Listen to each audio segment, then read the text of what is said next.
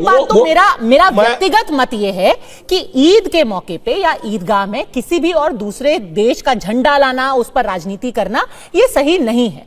लेकिन अगर आप कह रहे हैं कि यह बात सॉलिडारिटी की है, तो सर सॉलिडारिटी दोनों के साथ होनी चाहिए। आप ऐसा नहीं कह सकते कि हम फिलिस्तीन का झंडा, और ये सिर्फ सहारनपुर में नहीं हुआ है, ये मेरठ में भी हुआ है, ये 2-3 और जगह पे भी हुआ है, ये मध्य प्रदेश में भी किया गया है, भोपाल में भी किया गया है। आप वहां पर एक पॉलिटिकल स्टेटमेंट उम्मा को लेकर कर रहे हैं, तो फिर आप सबके साथ खड़े रहिए सर, नहीं तो आप मेरा एक सवाल है, मेरा एक सवाल है, मैं प्लीज एक 10 सेकंड दे दे। मेरा एक सवाल है, भारतीय जनता पार्टी फिलिस्तीन के पक्ष में है या उसके विरोध में है? ये प्रेम जी इसका ये 2 शब्दों में बता दे, क्या स्टैंड है बीजेपी का? स्टैंड क्या सर? ये हमारी विदेश नीति उसके पक्ष में है या उसके विरोध में है? सर आप ये घुमा के विदेश नीति पे कहां ले क्या है? बीजेपी का स्टैंड क्या है? विदेश नीति पे कहां ले गए सर? पर स्टैंड, अरे क्यों नहीं? क्योंकि विदेश नीति की तो बात ही नहीं है सर। विदेश नीति की एक सेकंड डॉक्टर अजीज खान, अगर ये बात हमारी विदेश नीति की होती तो फिर भोपाल की ईदगाह में क्यों झंडे लहराए जा रहे? फिर आप विदेश मंत्रालय पे छोड़िए ना। आप अगर झंडे लेकर के आए हैं तो ये बात आपकी अपनी राजनीति की है, विदेश नीति की नहीं है। नहीं। भारत की विदेश नीति तो इजराइल और फिलिस्तीन के साथ है, आतंकवादियों के खिलाफ है। जो हमास के लोगों ने इजराइल पर हमला किया, ये हो ही नहीं सकता, जो खूने ये पॉसिबल ही नहीं है सर। आप दोनों के साथ कैसे हो सकते हैं भाई? कैसे ये होगा?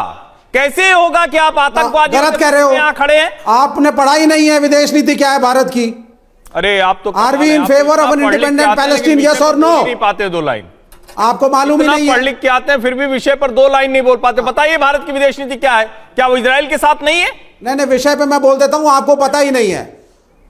हाँ, हमें इजराइल के साथ नहीं होना है। अटल बिहारी वाजपेयी नहीं थे, मिसेस गांधी नहीं थी, राजीव गांधी नहीं थे, कोई नहीं था। सरकार किसकी है? आप लोग अब हुए हैं शुरू। अरे आप वहां से शाबाशी लेके आते हैं। किम जोंग उन के शासन में रहिए, क्योंकि भारत ने मॉरल स्टैंड लिया था। भारत जो मजलूम है भारत उसके साथ खड़ा होगा, यह हमारा हिस्टोरिक स्टैंड था।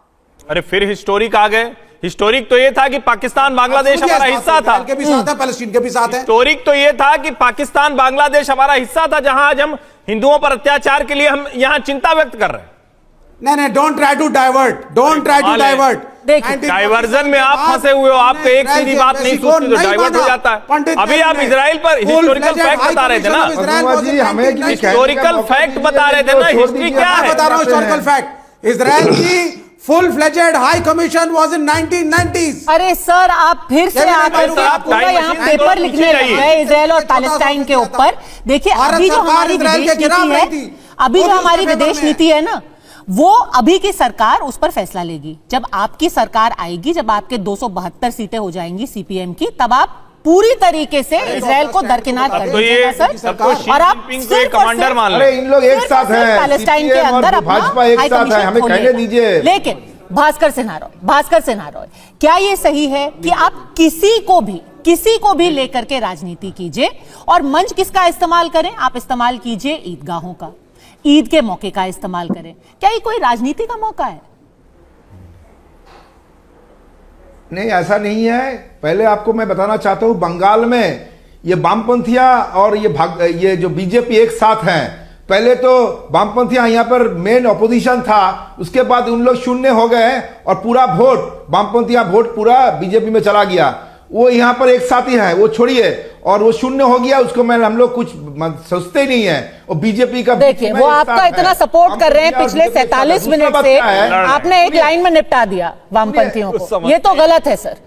वो सेक्युलरिज्म में आपके साथ खड़े हुए हैं और आपने एक लाइन में भाजपा की आइडियोलॉजी के खिलाफ बोल रहे हैं। इतना अपमान नहीं सहेगा। देखिए ना, ये सब सीपीएम क्या है। आप बंगाल में आइए और सीपीएम पूरा उसका जो समर्थक और नेता लोग सब भाजपा में चला गया। यहां पर बंगाल में आइए, आप दिखा देंगे।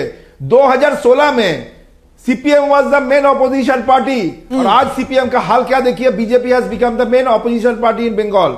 वो बात दूसरी में होगा, लेकिन बंगाल में 30% से भी मोर। देखिए, मैं बताना चाहती हूँ कि एक अकेला मौका है पिछले 47 मिनट में, जैसे विवेक श्रीवास्तव एकदम निशब्द हो गए हैं। पर चलिए, भास्कर सिन्हा रॉय, बात पूरी कीजिए। अपमान लग गया ना थोड़ा सा उनके खिलाफ। ना, मैं कोई निशब्द नहीं हुआ, मैं इस मूर्खता को सुन रहा हूँ जो दिखा रहे हैं। लोग बोले कि वामपंथियों का एक नेशनल प्रेजेंस है, we are not limited to one state, और ये टीएमसी एक के बात कहिए, प्रवक्ता से मुझे सर्टिफिकेट ये नहीं जो बात बोले चाहिए। हैं, हमारी लड़ाई भाजपा की आइडियोलॉजी से है। It is left versus right and we are fighting it. आप कुछ बोला बंगाल में बीजेपी के बीजेपी के साथ है लेफ्ट। हमारी बात में तो ममता बनर्जी भी हंसेगी। एक साथ है बंगाल में। अगर लेफ्ट और राइट एक हो गए तो एक साथ है, पे पता नहीं तो कौन सी आइडियोलॉजी। शुक्ला जी जानते नहीं है। ये बोलो हम ममता के खिलाफ, तुम हमारे खिलाफ। बंगाल फिर के भी मानेंगे लोग सब ठीक बीजेपी ठीक के है, साथ पर है। आपको लगता है जो राजनीति ममता बनर्जी आपका कर रही चुनाव में है, आप शून्य कैसे हो गए? आपको 5% वोट क्यों मिल रहा है? और बाकी ये जो वोट है ये ट्रांसफर कर दिया। ठीक। You have transfer all of your votes. चलिए ये सारा वोट पे बात करने के लिए अभी हमारे पास करीब 7-8 महीने और हैं। अभी चुनाव अगले साल होने ही वाले हैं पश्चिम बंगाल में। लेकिन मेरा पॉइंट ये था भास्कर जी कि ईद पे ईदगाह में किसी तरीके की राजनीति करना, फिलिस्तीन के झंडे लाना, ये तो मौका सही नहीं है ना। करिश्मा है। पूरा देश क्या चाहता था? शांति से ईद हो। सतर्क करना चाहिए कि नहीं? किया गया, सतर्क किया है।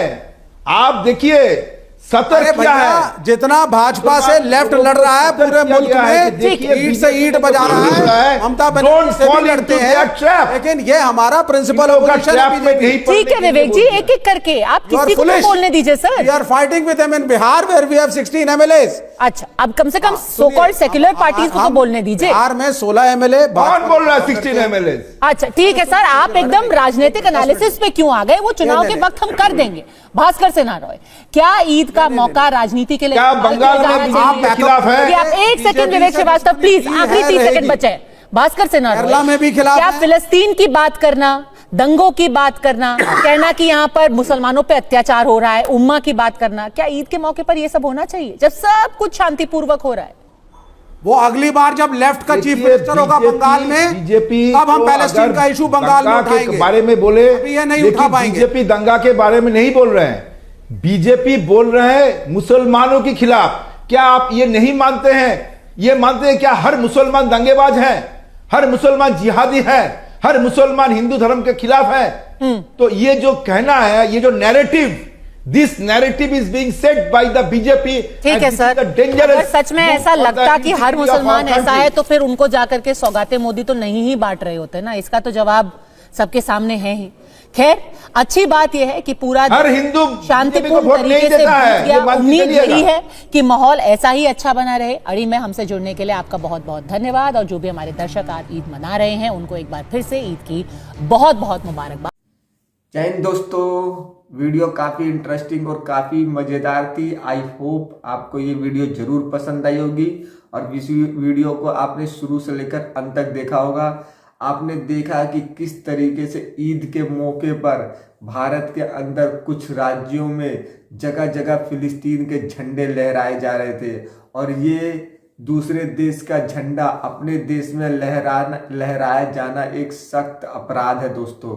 और जिस तरीके से एंकर समाजवादी पार्टी और बीजेपी प्रवक्ता से सवाल पूछ रही है, तो समाजवादी पार्टी के जो प्रवक्ता है वो गोल मोल जवाब देकर अपने इस सवाल से बचने की कोशिश करते हुए आपको दिखाई दे रहे होंगे। इनका यही काम है कि ये थोड़ा बहुत कुछ अपना छोटा सा कुछ डायलॉग मार देते हैं और पब्लिक को अपने तरफ आकर्षित कर लेते हैं कि पब्लिक समझे कि हम उनके साथ हैं। लेकिन दोस्तों, इससे किसी का भला नहीं होने वाला है। ऐसा ईद के मौके पे कोई काम ना हो तो अच्छा है। आई होप आपको ये वीडियो जरूर पसंद आई होगी। तो मिलते हैं अगली वीडियो में। जय हिंद।